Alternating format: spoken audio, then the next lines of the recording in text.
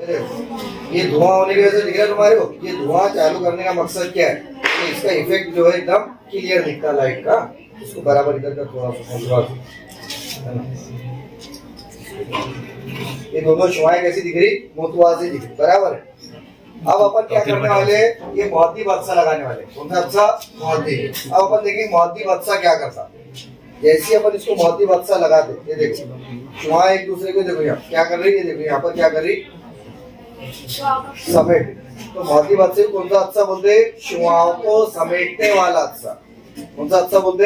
शुआओं को समेटने वाला। देखो ये पूरा लाइव प्रैक्टिकल देखने में मिला। और ये देखो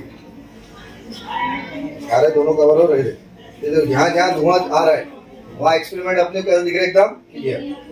थोड़ा दबा उसको, शुआ दिख रहा है यहाँ पर,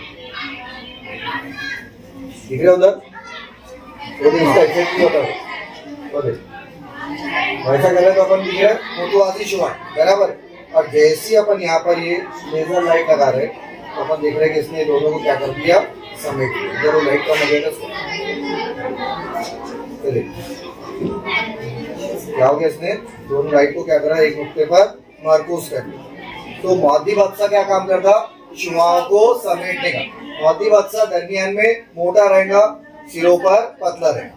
अब ये मुअद्दी बदसे का काम हो गया। अब अपन ने किसका अच्छा देखने का है? मकर अच्छे का।